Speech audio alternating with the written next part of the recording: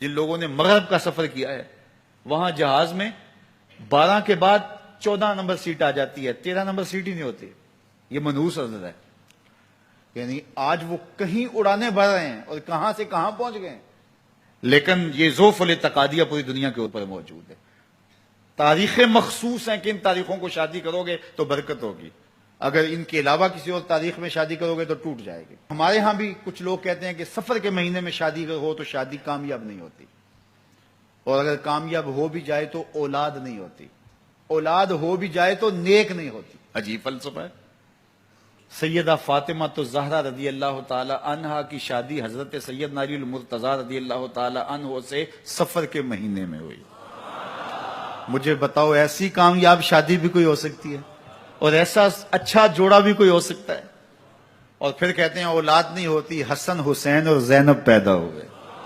ایسی اولاد بھی ہو سکتی ہے. اچھا اولاد ہو جائے تو نیک نہیں ہوتی. مجھے بتاؤ حسین جیسا نیک کون ہوگا، حسن جیسا نمازی کون ہوگا، اور زینب جیسی پردے دار کون ہوگی؟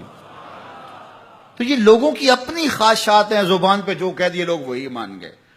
میں نے دیکھا ہے کہ بعض اوقات لوگ 1 گھنٹے کی تقریر سننے کے بعد بھی پھر بھی کہتے ہیں نہیں اصل ہمارے خاندان میں وہ واقعی منحوس ہے، فرق تو پڑتا ہے. جب اللہ کے محبوب نے کہہ دیا لا تیارہ، کوئی منحوس نہیں ہے، نہ دنوں میں منحوس، نہ ساعتوں میں منحوس، نہ افراد میں منحوس، ہمارے الو بھی منحوس نہیں ہے.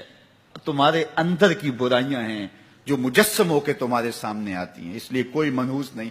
ہمارے والدین نے بچپن میں ہی ہمیں یہ باتیں اچھی طرح سے ازبر کروائیں اور ہماری تربیت اس طرح کی کہ ہم الحمدللہ کبھی بھی ذوف الاعتقادی کا شکار نہیں ہوئے. تو آپ بھی اپنی اولادوں کی ابھی سے ایسی تربیت کریں کہ ان کا توکل اللہ پر ہو، ان کا توکل اللہ کی بابرکت ذات پہ ہو، اور وہ اسی پہ بھروسہ کرنے والے ہوں. جب اس پہ بھروسہ کرنے والے ہوں گے تو زندگی سوکھی گزرے گی. کبھی مشکل آ بھی جائے گی تو پریشانی نہیں ہوگی کہ دیکھیے کبھی خنداں کبھی گریاں، کبھی اللہ کچھ عطا کرتا ہے کبھی کچھ عطا کرتا ہے. وہ محمود غزنوی کو بوڑھے لوگ محبوب تھے، لیکن سب سے زیادہ محبوب ایاز تھا. تو ایک دن اس نے اس کو خربوزہ دیا تو وہ چٹخارے لے کے کھا رہا تھا. بادشاہ نے چکھا تو وہ کڑوا تھا. کہا ایاز یہ تو کڑوا ہے. تو کہا کہ حضرت ہاں کڑوا ہے. تو کہا پھر تم مزے سے کھا رہے ہو. کہا ساری زندگی ساتھ سے میٹھی نعمتیں کھائی ہیں، آج ایک کڑوا مل گیا تو پھینک دوں. جب اس پہ توکل ہوگا تو کبھی تکلیف آئے گی تو بندہ کہے گا کوئی بات نہیں، جے سونا میرے دکھ وچ راضی تے میں سکھ نو چلے ڈاواں. تو بندہ کہے گا ٹھیک ہے کوئی بات نہیں ہے، یہ اس پہ بھی میں خوش ہوں. تو جب توکل اس پہ ہوگا تو پھر بندہ اس تکلیف میں بھی لذت لینے کا راستہ نکال لے گا. اور اگر یہ ہو کہ اس منحوسہ کی وجہ سے یہ سب کچھ ہوا ہے، کچیچیاں چڑھیں گی اس کے اوپر کہ اس نے یہ کیا ہے، مار ہی دوں قتل کر دوں، اس کو چھوڑوں نہ، زمین پہ رہنے کا حق ہی چھین لوں اس سے کہ اس منحوسہ کی وجہ سے یا اس منحوس کی وجہ سے یہ ہوا ہے. کوئی کسی کی وجہ سے نہیں ہوتا.